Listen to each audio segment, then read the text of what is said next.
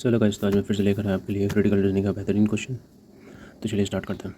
तो कह रहा है कि natural splendour of India similar diversified unlike a typical plateau it has gorgeous mountain ranges, flowing rivers and mile long deep forest which supports a wide variety of unique species. The hills which have witnessed several eras are an ancient as land and they are as beautiful. मतलब hills, mountains, ranges का बात हो रहा है, ठीक है, nature का बात हो रहा है. Over the course of time, cultures have developed, leaving behind structures like stupas, havelis, royal palaces, enormous temples, and elaborately built forts. Many lingering remnants of history may be seen in this place.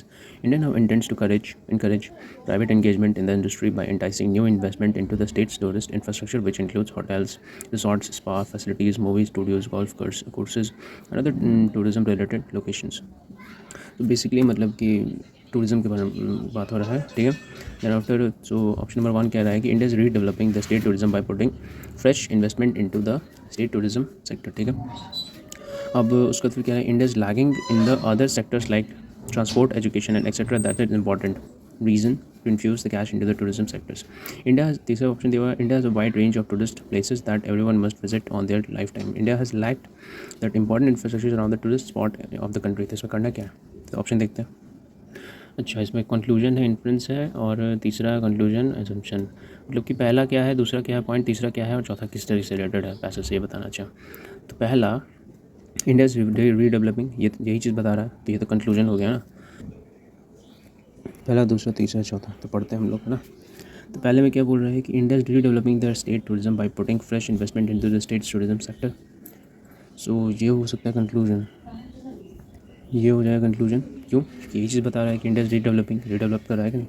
दूसरा, India is lagging in the other sectors like transport, education and etcetera. That is important.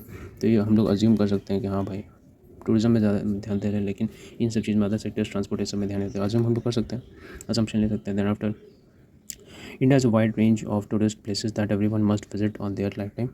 सो ये भी conclusion है, ये wide range of tourism की बात हो रहा है इसमें. और चौथा कह रहा है कि India has lacked the important infrastructure around the tourist spot of the country. तो ये तो हम लोग इन्फ्रेंस ले सकते हैं क्योंकि ये चीज़ दिया हुआ है ना, लैक्ड, ठीक है, इसमें पैसेज में ही दिया हुआ है, तो ये तो इन्फ्रेंस हो जाएगा.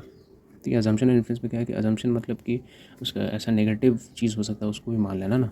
इन्फ्रेंस मतलब कि जहाँ पर दिया हुआ है उससे हम लोग पढ़कर समझ सकते हैं. तो ऑप्शन देखते हैं, तो किस में दिया हुआ है, कंक्लूजन, अजम्पशन, कंक्लूजन, इन्फ्रेंस, तो किस में है. तो ऑप्शन नंबर 3 यहाँ दिख रहा है, यानी कि हमारा हो जाएगा option number 3 is the correct answer. So that's it guys. I hope आपको ये वीडियो पसंद आया होगा. अगर मेरे वीडियो से वो पसंद आते तो प्लीज़ लाइक करें, शेयर करें, चैनल को सब्सक्राइब जरूर करें. Thank you so much.